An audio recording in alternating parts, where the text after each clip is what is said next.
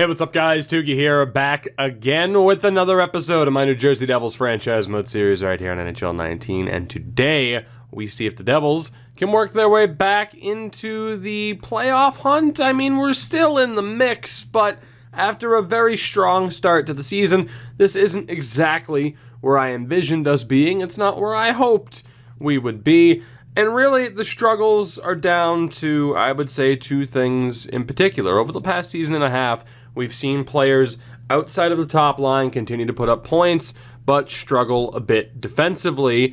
We've also continued to see some younger defensemen struggle, and the goaltending hasn't exactly been on point, and I think we need to change that if things are going to go our way. However, it's not just a question of, okay, do we need to change the goaltending? The defense is a little bit of a problem as well. Now, Ty Smith has been okay, at least this year. Not great. The Justin Schultz acquisitions worked out pretty damn well. But the big issue right now on defense is that Patrick Spurgeon and Moritz Seider, despite being, good enough overall to be there, just aren't getting it done. So what we're going to do, we have a little bit of time before the deadline. Obviously, when it comes to defensemen, the team we're mainly looking at here would be Nashville, who are shopping Yossi and Ellis, and those would be, two amazing pickups. But what I want to do is give a chance to some younger players again like we did before. So, hey, if it stunts development, so be it. But Spurgeon, Seider, and Holtz, all three of them are being sent down, and we're giving the opportunity to Walsh and Xavier Bernard to step up into this lineup. We're going to see what they can do. Hopefully they'll be okay. I mean, they're both listed as depth defensemen, so it's not as if they're not anywhere near NHL caliber. But we're going to see what they can do. And in the meantime, we're also going to give Mackenzie Blackwood the next week or so to prove that he's the guy. I mean, otherwise, we definitely need to look at shopping him to kind of recoup what we could have gotten had we let him go via offer sheet. It's not as if Peter Kokechkov has been that good either. Forward-wise, obviously a slightly controversial move to scratch Jesper Bratt for as long as I did this season. We're going to give him another opportunity as well. His name's certainly on the chopping block as we progress forward. Now, the one thing that was pointed out in the comments, and I agree with this, is we have had him tethered to Michael McLeod for the past season and a half or so. So I think what I want to do is give Boqvist the opportunity, because otherwise I think Boqvist would have to be on the fourth line, and he's better than that.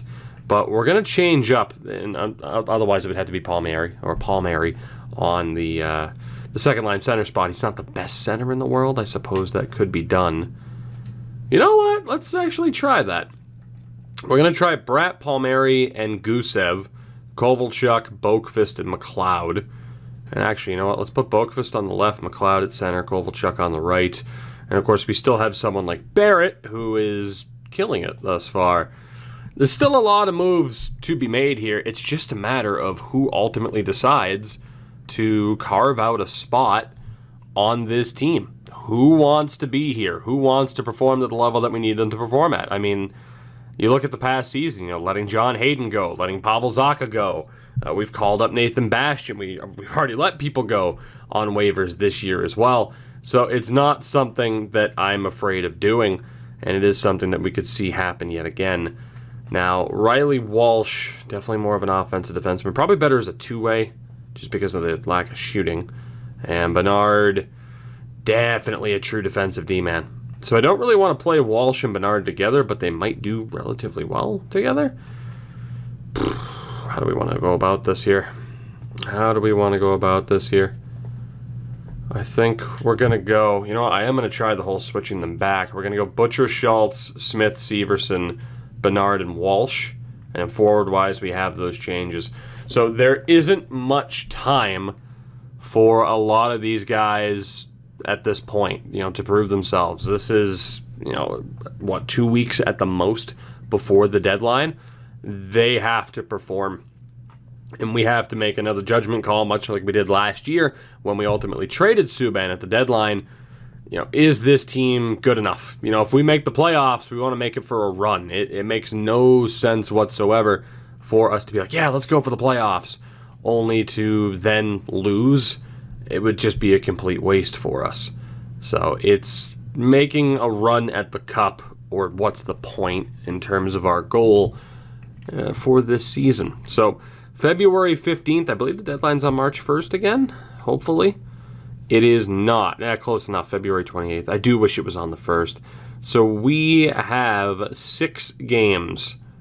6 games for these guys to prove themselves with this current setup, and that this team and its current form is going to be good enough to make the postseason and actually be successful when they're there. As we win the first 2 out of 3. Big game against the Penguins here, a division rival. It's going to give us the warning about the deadline, I'm sure, or not. And we end up beating Pittsburgh 6-1. So 3 out of 4. Not that bad. I want to take a quick look at certain numbers, mainly the goaltending and the defense that we just called up and gave an opportunity to. So let's take a look here. Goaltending-wise, Blackwood, the save percentage is up. He's also a little bit roughed up. Kokechkov, save percentage is up as well. I mean, Bratt, 28 points in 42 games, but a -13. Palmieri hasn't scored a single goal since we bumped him up. And I feel like McLeod's done better, ultimately, on that third line next to Kovalchuk. Bernard's been great, as has Walsh. Very interesting. The only minus defensemen on the team right now are Smith and Severson. Not what I would have guessed at the beginning of this year. Now, we only have 2 more games before the deadline. It's not the best sample size, but it is very interesting to see Bernard and Walsh doing as well as they have through the first 4 games of their tenure this season. We play Calgary and Columbus. I mean, 2 other wins, and we might have a winning combination on our hands. Blackwood's going to be healthy for this game, as we ultimately beat, lose, win, loss to the Flames. Can we beat Columbus at the very least? Otherwise, it's a 3-3 stretch. Struble is hurt down in the AHL, and that's great. Nothing like a middle-of-the-road performance. 3-3 through 6 games. We're now 5 back of Pittsburgh and 6 back of Carolina. They have a game at hand. I just don't know what this team. You would think we'd be doing so much better.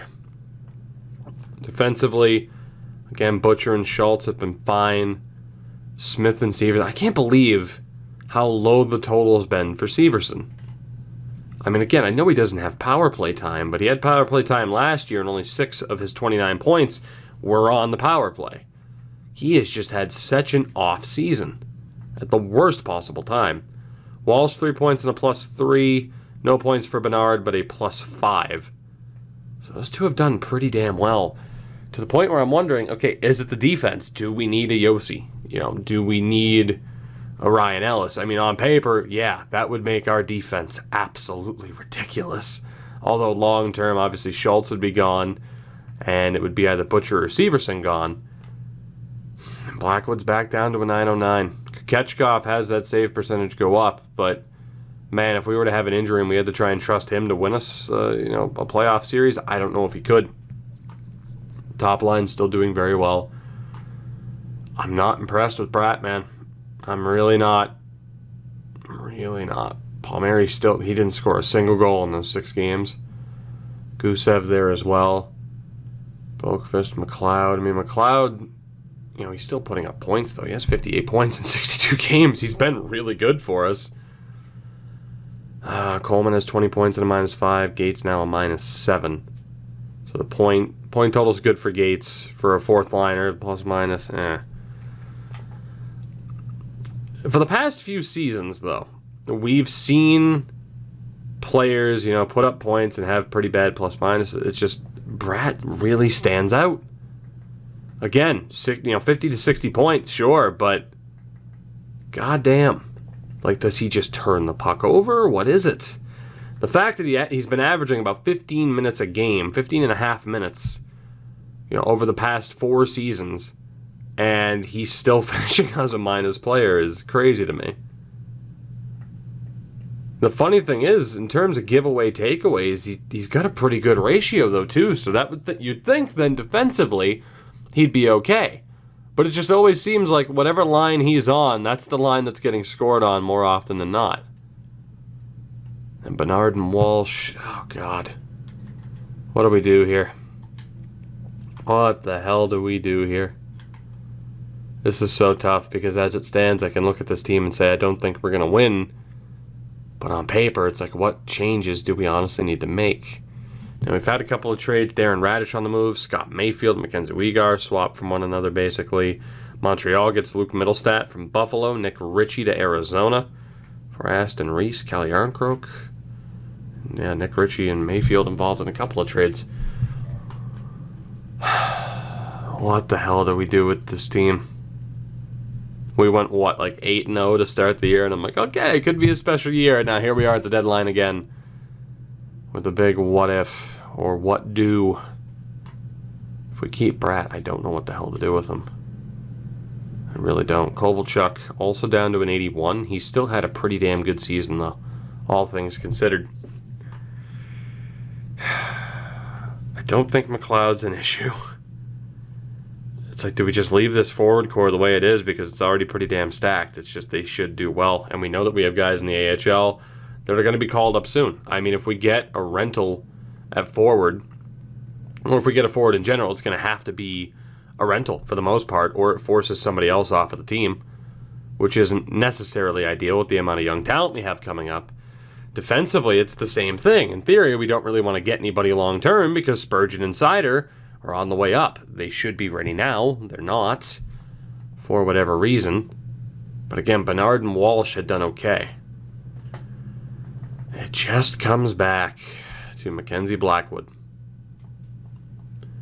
And whether or not it's the right move to just be patient and bide our time, or go out, get the goaltender that might be able to lead us to championships sooner rather than later, or at least true contention. The issue is Taylor Hall is 31. So I don't know if with Mestra, with Tyson Mestra, that we're exactly in his, time window in terms of when we want to win. But I really, just in general, don't want to take another season to try and see if this team's ready, but I just don't know if adding is the right idea. I mean, Palmieri's 32, Hall's 31. Obviously, Kovalchuk is his own story at 39. We only have 4 players, really 5 in general, though, over the age of 30. The issue is they're 3 of our best, with Hall, Palmieri, and Gusev. I just want to trust this team the way it is, man, and it's not looking like it's going to work. But what the hell do we give up? Aside from Blackwood himself, and a potential franchise goalie that we might regret trading down the road. He's going to make it into the 70s by the time he's 20. He might be behind Bednar's current pace, though. How much of our future do we want to gamble to try and win right now?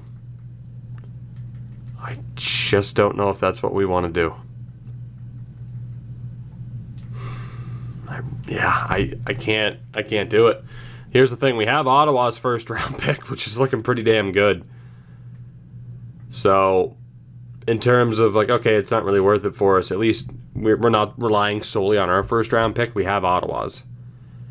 That does give us room at the draft if this team fails again, which, let's be honest, there's a decent chance of that. But if this team fails again, we're going to have room to make moves. Now, I think the issue here, Damon Severson's contract is going to be up. Ty Smith's contract is going to be up, and I don't really know if I'm going to want to re-sign Ty Smith. He's not putting up points, as he should. And in terms of power play time, I'm not saying I'm going to let him go via offer sheet or trade him, but I'm certainly contemplating it. I want to look at the point totals for defensemen and see what the top kind of point totals are for defensemen who don't have that much power play time. Is it a fair criticism of Smith? So, obviously, forwards amongst defensemen. So, Erik Karlsson only has 8 points on the power play. A lot of Kales McCarr's points come from the power play. Who's the first guy on this list without significant power play points? The answer... most of them, apparently. It's even Philip Johansson has 24 points without any power play time. You know? Eric Gustafsson has 24 points without much power play impact. 1 point on the power play for Vince Dunn out of his 21. So it's like you would think that Ty Smith could compete with the likes of those players, similar overalls as well. You'd think he could put up somewhat equal point totals. God damn it. I don't want to buy it with this team because I don't think it's going to be enough. I mean, when we're talking buying, we're talking bringing in defense and goaltending. That's leveraging a lot of our future. It's leveraging a lot of prospects and a lot of picks. I think we might just keep the roster the way it is. I think we might. Whether or not that's the right call, I mean, hey, time will tell. I'm not entirely sure. We're going to find out one way or another. So Kovalchuk's been solid, but I think I am going to drop him down to the fourth line.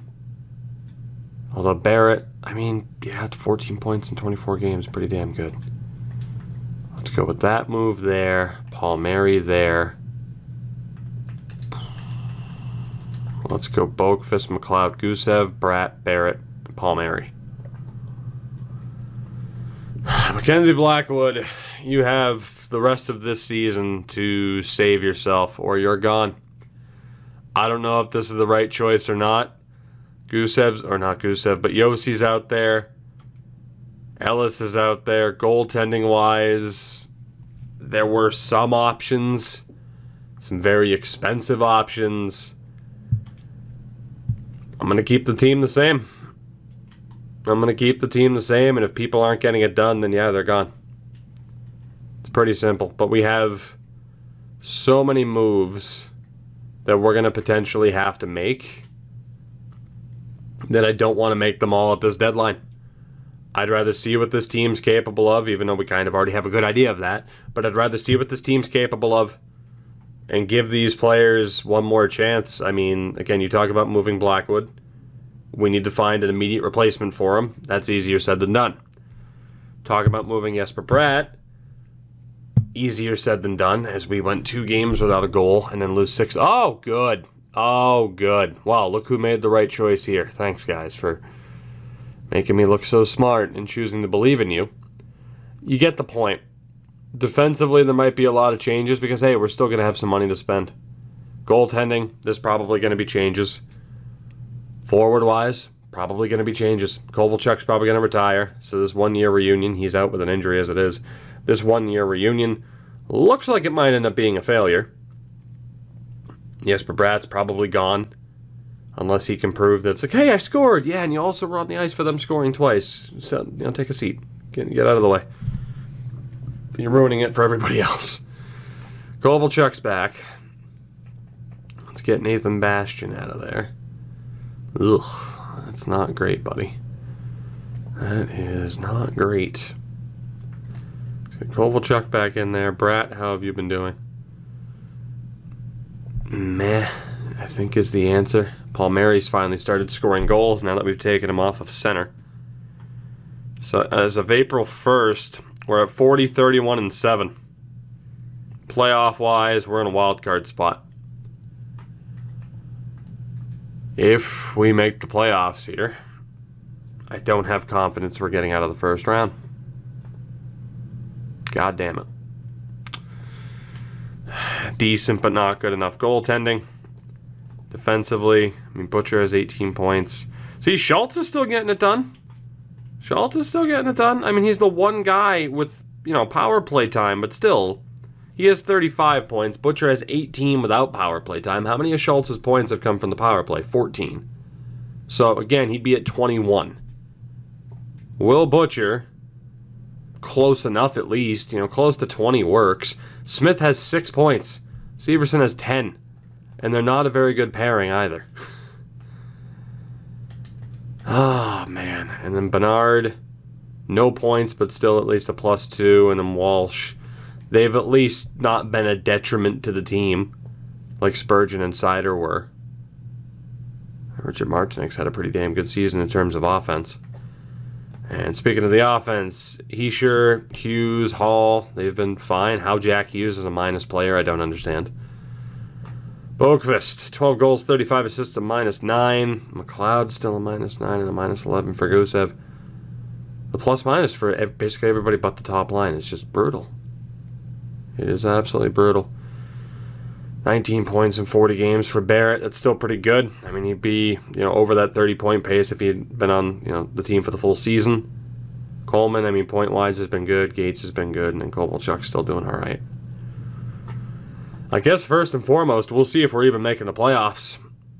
I mean, we are far enough ahead of everybody else in the Metro, and we are going to make the playoffs. Unless we just completely choke and Detroit steals our spot, we're going to be a playoff team this year.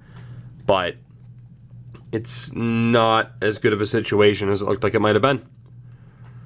So maybe I will ultimately regret not going out and bringing in help for this team as we beat the Rangers. We're still not, clinching a spot, although we could jump the Rangers and play Pittsburgh, which I would prefer. I would much rather play Pittsburgh than the Buffalo Sabres or the Tampa Bay Lightning, I think. Speaking of Tampa, here we go. So let's find out if we want to play Tampa, and so far the answer's no. But guess what? We might be if we lose this. We've officially clinched a spot, and we just beat Tampa 9-1. Good God. So as it stands, unless we win and the Rangers lose, we will be playing either Buffalo or Tampa in that first round as the 8th seed. Let's find out. It all depends on this result against Carolina. We know we're playoff bound. It's just a matter of who we're playing against. We lose to the Hurricanes, which means we are taking on the Buffalo Sabres. PK Subban and the Buffalo Sabres in round 1. We made the playoffs by 3 points over Detroit. Is that a good thing? Well, we're going to find out soon, aren't we? But I'm thinking it might not be.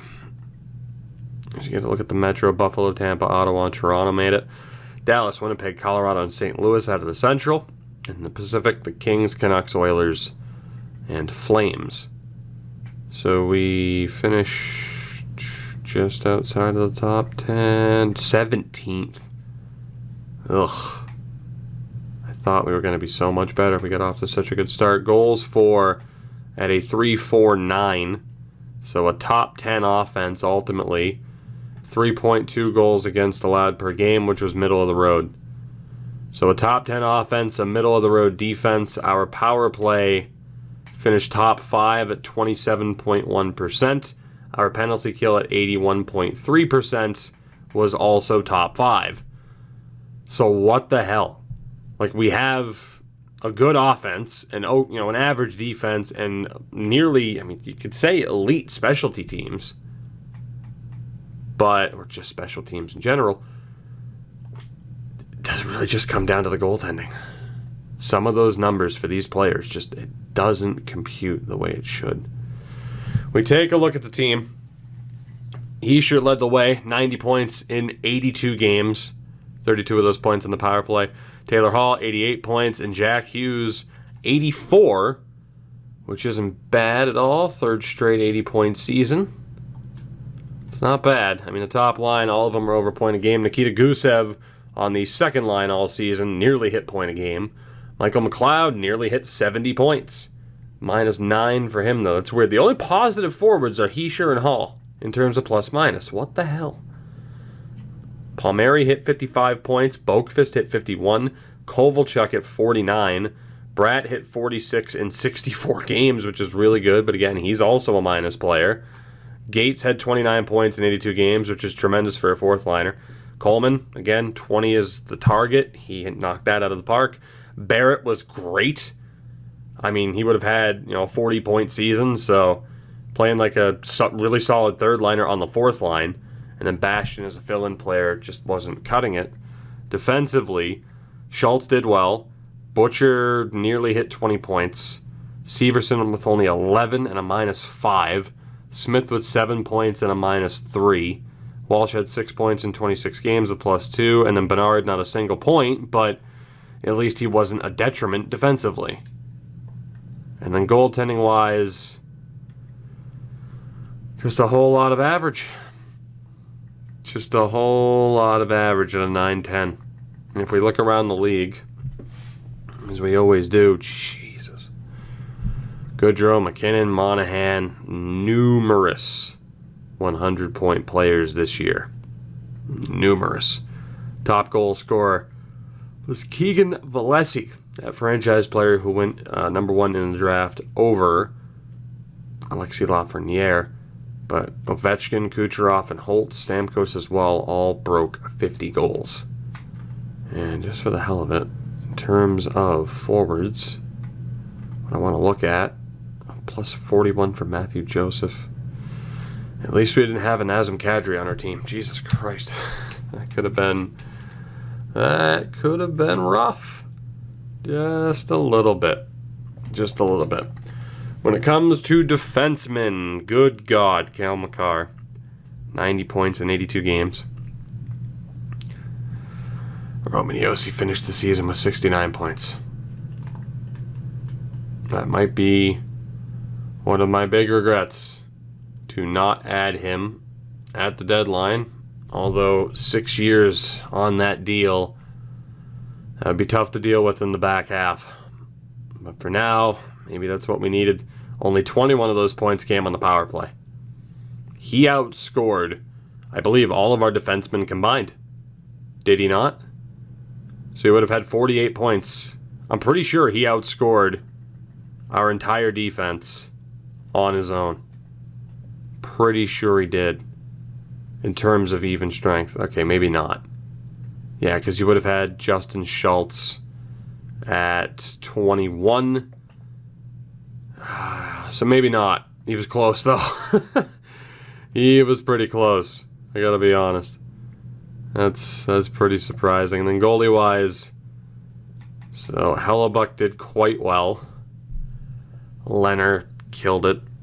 Of course, that was someone we were considering potentially trading for. Hellebuck did well. Markstrom.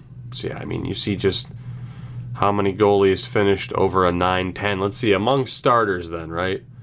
So let's say anybody over, half the games played. So 1, 2, 3, 4, 5, 6, 7, 8, 9, 10 with Lindbaum.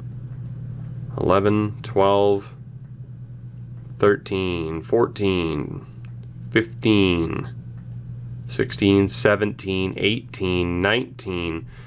Blackwood was 20th in save percentage. You could say tied for 19th amongst starters. And there are guys that have lower overalls than he does, that might not be playing behind as good of a team, especially when it comes to offensive firepower. Oliver Wahlstrom absolutely just won the Calder. I think this will be the episode that I may regret not adding to this team. Maybe Robin Leonard was the answer. Get your Roman Josi on defense. I'm not entirely sure. Ultimately, a 9-10 isn't awful. What I want to look at, though, because John Gibson was right there, and of course we know we're playing Buffalo in round 1. John Gibson. I want to look at Anaheim's stats in terms of plus minus. Did they make the playoffs, first and foremost? Like, I want to see a team that was comparable to us. Anaheim was awful. Okay, well, then again, John Gibson, we know, is a higher rating, so that doesn't really check out. I think the bottom line is Mackenzie Blackwood should have been better. I think we kind of knew that he wasn't going to be, but we gave him one more chance, and now we get to live with that. But this is a huge series for a lot of different people on this team. I mean, the top line, we'll see what they can do ultimately.